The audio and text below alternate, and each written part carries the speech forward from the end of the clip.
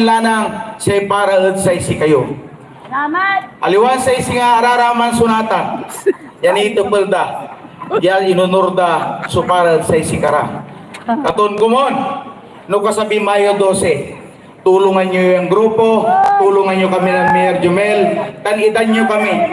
Nawala binagmi si tutukoyin ko. Si Governor Pogi. Tan siyempre sa Api Party List. Tatan. So pangalan tayo pundo, balbalag ya pundo, penuntan, mas lalo naligwas, so sa ibali tayo bugal yun. Unyala, ako lang masyadong dukaya sa pansalita, kumon. Amin may pagamit sa isi kayo, tupadanmitan, nan nasalita kami, at barangay yun. Kasabi Mayo 12, numero 1, so numero, kumon, numero 1 at puso yun. Salamat, ang bukid na yun sa Alright, maraming salamat po. Dinibak-di ba naman, Vice Mayor Benji Madriguera. Maraming salamat. At sana tayo natipakyo ang atong nagagigira.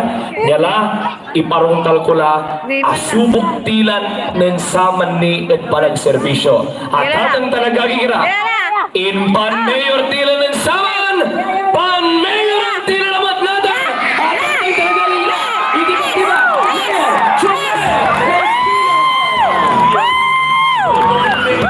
Tanunatan sa hirulong ng kabataan, katutan ng krisikap lumagalan, Jumel Espino Kapalian, Sumiloriapan Kasandrian, Anak Espino Manaroitan, si Jumel, si Jumel, si Jumel, si Jumel, si Mayor tayo, yabutusan, Jumel Espino, ang tanda.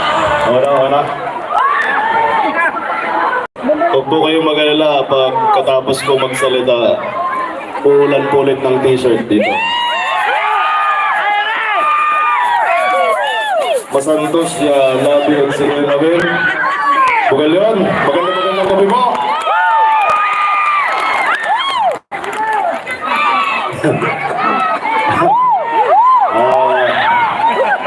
Babagada, agak marunoy, agak agkuanta, yaman salitay Pangasinan. Lata niya mong Pangasinan. Antoy bagada eh. Lata niya ng Pangasinan. Analo ako lang.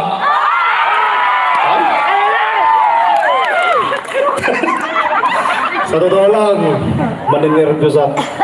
Ninervyos ako dahil nandito po yung nanay at tatay ko. Basta po kasama ko ang nanay at tatay ko, naalala ko nung high school ako, kasama ko sila sa principal's office. Pero ngayon, kasama ko nangangampanya. At ninervyos at the same time, I'm very proud. Dahil pinapanood ako ng magulang ko and tingin ko naman, hindi ko pinapahiya ang pamilyang Espino dito po sa bukan yun.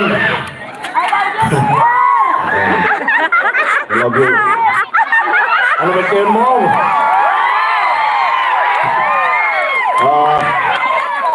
Sa lahat ng sumama po kanina, lumigot, nakita nyo naman, naramdaman nyo naman po siguro, hindi naman po sa nagyayabang, pero sa tingin ko, panalo na po tayo.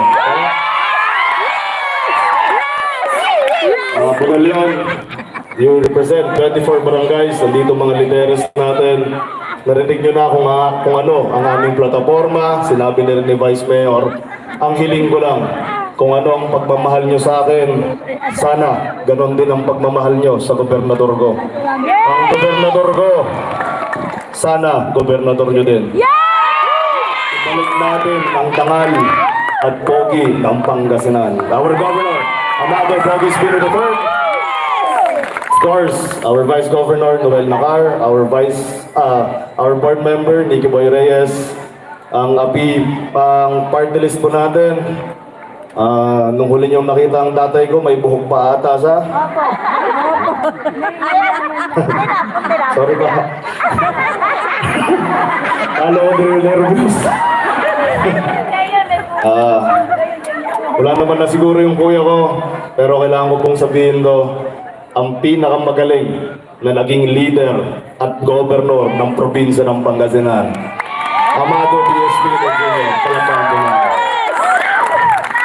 Lalo siyang magaling dahil itong i-introduce kong susunod mas magaling. Dahil nakuha niya yung pinakamagaling na gobernador. Ang ating pong mayor, palakpakan po natin, Mayora Meli. Our Vice Mayor, sigurado na rin po ito, nauubo, mas maraming gawa kaysa sa salita. Sabi niya nga kanina, hindi po nagsisinungaling, kundi magtatrabaho para sa bayan po ng Bugalyon. Palakpakan po natin. Ang karapat-dapat na pinipili si Marcio Campo, Councilor Belio de Quintos, Councilor Christian Rivera, Councilor Eric Maligdem, Councilor Nico de Mesa, Councilor Rami Oxang, Councilor R.D. Banlawi, palakpakan po natin. Yung nasa dulo, yun na po yung expired override na kasama po namin, si Triple M, Baka Diyos, Makatao, Makabayo.